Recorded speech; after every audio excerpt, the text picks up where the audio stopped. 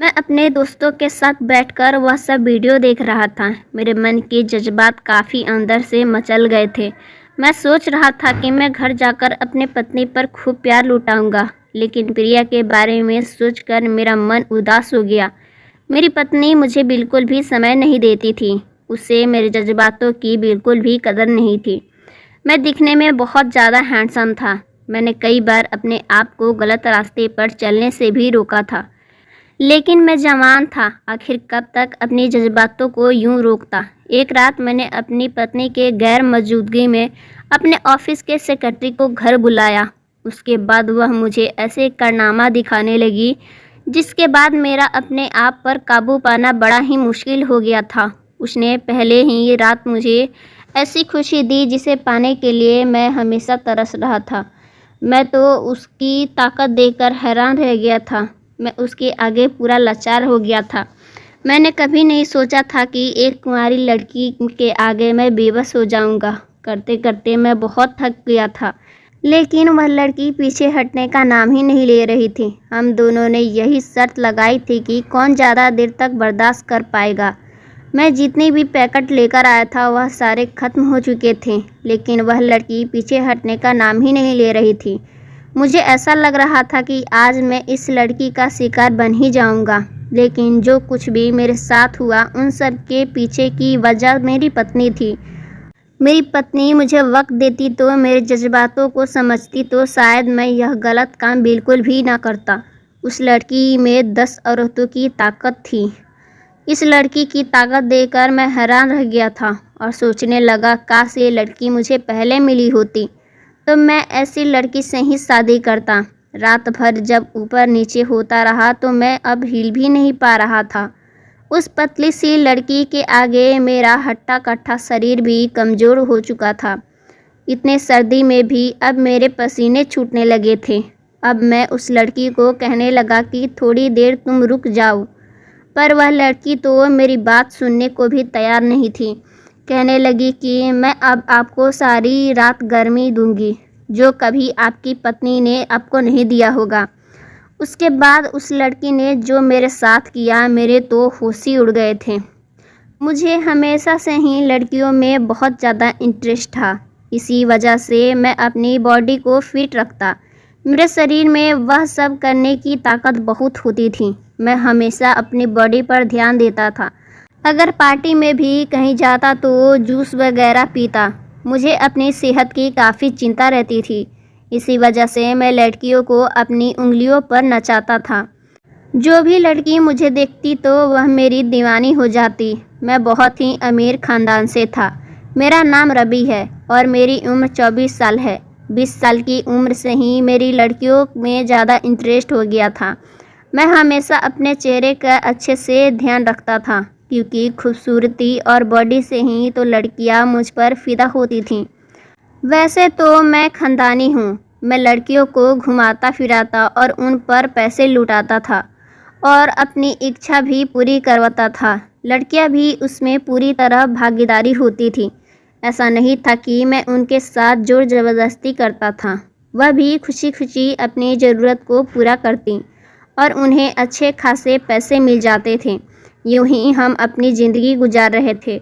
मुझे अपनी ज़िंदगी में कोई चिंता नहीं थी। मैं हमेशा सुंदर लड़की को ही अपना निशाना बनाता था।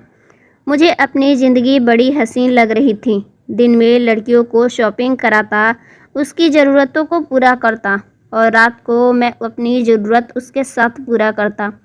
मैं काफ़ी हट्टा कट्टा था, जिसकी वजह से सारी लड़कियां मेरी ताकत को ज़्यादा झेल नहीं पाती थीं। इसी वजह से मैं रोज़ दिन लड़कियां चेंज करता रहता था। मैं अपनी ज़िंदगी में खूब मज़े कर रहा था। मेरे दोस्त अक्सर मुझसे कहते कि अक्सर ज़िंदगी में मज़े तो तू ले रहा है। हम तो शादी कर चुके हैं और हमारी पत्नियां तो ज़्यादातर वक्त किचन में ही बिताती हैं। इन सब बातों को सुनकर मैं अपने दोस्त से कहा कि इसी वजह से तो मैं शादी नहीं कर रहा हूँ। मैं ऐसे ही अपनी ज़िंदगी बिताऊँगा। लेकिन मेरे माता पिता का एक कारोबार बिजनेस था। जब मैं 24 साल का हुआ तो मेरी मम्मी पापा ने मिलकर मुझे यह कहा कि मैं अपने ऑफिस के लिए जाऊं और पापा का कारोबार देखूं। मैंने उनके लिए मना कर दिया, लेकिन मेरे माँ बाप ने कहा अगर तुम बिजनेस नहीं संभालोगे तो कल से खुद अपने खर्चे उठाओगे। मुझे लगा मम्मी पापा मुझसे मजाक कर रहे हैं। इसी वजह से दूसरे दिन बाहर जाने लगा और जब बाहर जाकर अपना पर्स देखा तो उसमें पैसे नहीं थे और एटीएम कार्ड वगैरह पापा ने बंद करा दिया था। मैं माँ को मनाने की बहुत कोशिश की, लेकिन माँ ने कहा कि अपने पापा की बात मान लो, तेरे लिए वही बेहतर होगा। मैं घर से गुस्से में निकल गया। मेरे पास पैसे नहीं थे, अगर पैसे नहीं तो फिर कोई लड़की पास नहीं आएगी, इसलिए मैंने सोचा कि ऑफिस जाना ही बेहतर रहेगा। जब मैं दिन रात एक करके ऑफिस संभालने लगा, अब मेरे जो ऐसे आराम थे वह सब बंद हो गए थे, क्योंकि मुझे ज़्यादा से ज़्यादा वक्त ऑफिस में बिताना पड़ता था। अब धीरे धीरे माँ बाप ने मेरे लिए एक लड़की ढूंढ ली थी और उसके साथ मेरा रिश्ता पक्का कर दिया। लेकिन मैंने अपने माँ बाप से कह दिया कि इस लड़की से मैं शादी बिल्कुल नहीं करूँगा, क्योंकि वह लड़की तो गांव की एक भोली भाली सी थी। दिखने में बहुत ही सुंदर थी, लेकिन वह इतनी पढ़ी लिखी नहीं थी। माता पिता कहने लगे कि यह नाना के दोस्त की पोती है। अब तेरा नाना चाहते हैं कि तेरी शादी इसी लड़की से हो। अगर तूने हमारे इस बात को इनकार किया तो हम ऑफिस की सारी प्रॉपर्टी डोनेट कर देंगे और फिर तू हमेशा उम्र भर ऐसे ही रहेगा। माँ बाप की इस सारे धमकियों को सुनकर मेरे सर पे पसीने छूटने लगे। अब मेरे पास बचने की कोई रास्ता नहीं था, क्योंकि मैं अपने माँ बाप की इकलौता बेटा था। इसी वजह से हार मानकर मैंने शादी कर ली। एक हफ्ते के बाद बड़ी ही धूमधाम से इस लड़की से मेरी शादी हो गई। उस लड़की का नाम मंजरी था। सुहागरात की रात समय कमरे में दाखिल हुआ तो वह लड़की बड़ी ही बेचैन लग रही थी। उस लड़की की खूबसूरती देखकर मैं उस पर फिदा हो चुका था। उसी वजह से मैंने तुरंत लाइट बंद कर दी, अपनी ताकत दिखानी शुरू कर दी। वो लड़की मेरे आगे बेबस हो चुकी थी। मैंने पूरी अंधे घटे तक उससे प्यार किया था, लेकिन मेरे अंदर की चाहत बहुत थी। मैं चाहता था कि मैं पूरे 2 घंटे तक अपनी इच्छाओं को पूरा करूं। इसी तरह सुहागरात की गुजर गई। फिर दूसरे दिन जब मैं उठा तो वह मेरे बगल में बिल्कुल नहीं थी। मेरा बहुत मन हो रहा था, लेकिन फिर मैंने देखा कि माँ कमरे में आई और मुझे कहने लगी, अभी तुम जल्दी उठ जाओ, तुम्हारी बीबी किचन में हम सब के लिए नाश्ता बना रही है। माँ के जाने के बाद मैंने मन में ही सोचने लगा, यहाँ मेरी ज़रूरत पूरी नहीं हुई, और वह किचन में जाकर नाश्ता बनाने बैठ गई। मैंने सोचा चलो नाश्ता बनाने के बाद मैं 3 घंटे उस पर प्यार लुटाऊंगा। मैं नाश्ते की टेबल पर आकर बैठ गया। नाश्ते की टेबल पर बैठते ही मैंने देखा कि मंजरी ने बहुत ही स्वादिष्ट खाना पकाया था। उन सब को देखकर मम्मी पापा मंजरी की तारीफ़ करने लगे। जब मैं वह खाना खाकर देखा तो काफ़ी स्वादिष्ट खाना था। खाना खाने के बाद मंजरी को बहाने से कमरे में चलने को कहा, लेकिन तभी माँ मुझसे कहने लगी, आज इसकी मुँह दिखाई की रस्म है, इसके बाद घर की कुछ रस्में हैं, उसके बाद ही मंजरी फ्री हो पाएगी। माँ की बातें को सुनकर मुझे अंदर ही अंदर गुस्सा आने लगा, लेकिन मैंने अपने गुस्से पर काबू किया हुआ था। चुपचाप कमरे में जाकर लेट गया। पूरे 5 घंटे तक मंजरी वापस नहीं आई और इंतज़ार करते हुए मैं कब सो गया मुझे कुछ मालूम ही नहीं था। जब मैं उठा तो देखा कि शाम के 7 बज गए थे और मेरे बगल में ही मंजरी लेटी हुई थी। मंजरी को देखकर मेरे चेहरे पर मुस्कान आ गई और बढ़ती ही जा रही थी। मेरा बहुत ज़्यादा मन हो रहा था, लेकिन मेरी पत्नी को बिल्कुल भी मेरी चिंता नहीं थी। वह तो सुबह उठकर घर के कामों में लग जाती थी या तो फिर मेरी मम्मी पापा की सेवा करने लगी थी और रात को वह दिन भर के काम की वजह से बहुत ज़्यादा थक जाया करती थी और अभी इसका मूड नहीं है यह कह के टाल देती थी। उसकी बात सुनकर मुझे बहुत ही गुस्सा आता था। आखिर मैंने शादी क्यों की थी? मुझे तो इस घर को छोड़कर भाग भी जाना चाहिए था, लेकिन अपने माँ बाप की वजह से मजबूर था, क्योंकि माँ बाप ने मुझे धमकी दी थी अगर मैं उसकी बात नहीं माना तो वह सारी प्रॉपर्टी चैरिटीज़ में दे देंगे। इसी वजह से डर से मैं शादी कर लिया था, लेकिन अपने अंदर के आग बुझा नहीं पा रहा था। मुझे अपने दोस्तों की बात याद आने लगी थी कि शादी के बाद उनकी पत्नी अभी उन्हें वक्त बिल्कुल भी नहीं देती हैं। मुझे मेरी हालत अपने दोस्तों के जैसे लगने लगी थी। अब मैं हमेशा ही ऑफिस में ज़्यादा टाइम देने लगा था।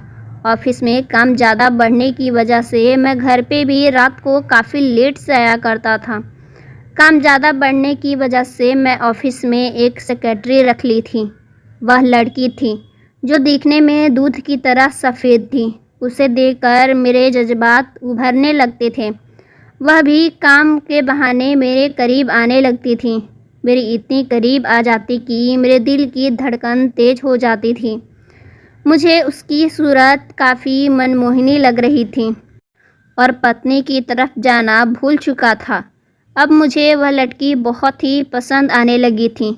उस लड़की को देखकर मेरे तन बदन में आग लग जाता था। एक दिन मेरे माता पिता मेरे रिश्तेदार की शादी में गए हुए थे। घर वाले ने मुझे भी कहा कि चलो साथ में। मैंने कहा कि मुझे ऑफिस में बहुत काम है, इसी वजह से मैं जा नहीं पाऊँगा। आप तीनों मिलकर चले जाएं, मैं घर पर अकेला रह लूँगा। रात को मैं उस लड़की को अपने घर पे लेकर आ गया। वह लड़की कमरे में आई तो मैंने कहा तुम बिस्तर पे बैठो, मैं तुम्हारे लिए जूस लेकर आता हूँ। उस लड़की को देखकर मेरे होश उड़ गए क्योंकि उसने बहुत सुंदर नाटी पहनी हुई थी, जिसे देखकर मैंने तुरंत वह गिलास टेबल पे रख दिया और उसके करीब हो गया। उस लड़की मेरे जज्बातों को समझ चुकी थी और फिर उसने तुरंत मुझे बिस्तर पर लेटा दिया। वह सब करना शुरू कर दिया। फिर पूरे 1 घंटे तक प्यार लुटाती रही और सुबह हुई तो वह अपने घर चली गई। अगले दिन जब हम ऑफिस गए तो उस लड़की ने मुझे कहा अब तुम मुझे पसंद आ गए हो, मैं तुमसे शादी करना चाहती हूँ। मैंने कहा कि मैं तुमसे शादी नहीं करना चाहता, मैं शादीशुदा हूँ। तो अचानक उसने एक वीडियो निकालकर मुझे दिखा दी और कहा कि अगर तुमने मुझसे शादी नहीं की तो यह वीडियो मैं तुम्हारे घर वालों को दिखा दूँगी, क्योंकि यह वीडियो वही थी जो रात में हम दोनों ने मिलकर वह सब किया था। मैंने कहा इसके बदले तुम्हें जो चाहिए तुम्हें मैं दे दूँगा, लेकिन मैं तुमसे शादी नहीं कर सकता। पहले तो उसने नाना किया, फिर बाद में बोली ठीक है, मुझे एक फ्लैट और 5 लाख रुपए चाहिए। अगर मेरी बात नहीं मानी तो यह वीडियो तुम्हारे घर वालों को दिखा दूंगी। उसकी बात से मैं पूरी तरह डर गया था कि मेरे घर वालों को पता चला तो वह मुझे कहीं का नहीं छोड़ेंगे।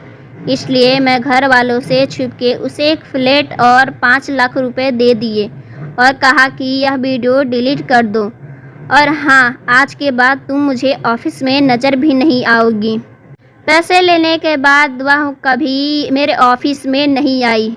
घर आया तो अपनी पत्नी से कुछ भी नहीं कहा और मैं उदास होकर बेड पर बैठा हुआ था। वह अचानक ही कमरे में आई और मुझे देखकर पूछने लगी क्या बात है, आप बहुत परेशान लग रहे हैं। मैंने बहाना बनाते हुए कहा कुछ नहीं, बस ऑफिस में काम ज़्यादा बढ़ गया है। वह मेरे हाथ अपने हाथों में लेकर कहने लगी मैं आपसे माफ़ी मांगना चाहती हूँ। मैं घर के काम में इतनी बिजी हो जाती हूँ कि आप पर ध्यान ही नहीं दे पाती हूँ, लेकिन मैं आपसे वादा करती हूँ कि आज के बाद मैं आपका बहुत ख्याल रखूँगी। उसके बाद सुनकर मेरा मूड ठीक हो गया था और फिर हम दोनों ने एक दूसरे को गले लगा लिया और आज के बाद मैंने वह सब गलत काम करना छोड़ दिया था। सो फ्रेंड्स, स्टोरी अच्छी लगी तो वीडियो को लाइक कीजिएगा, चैनल पर नया है चैनल को सब्सक्राइब कीजिएगा। मिलते हैं हम आपसे नेक्स्ट वीडियो में। Thanks for watching my video.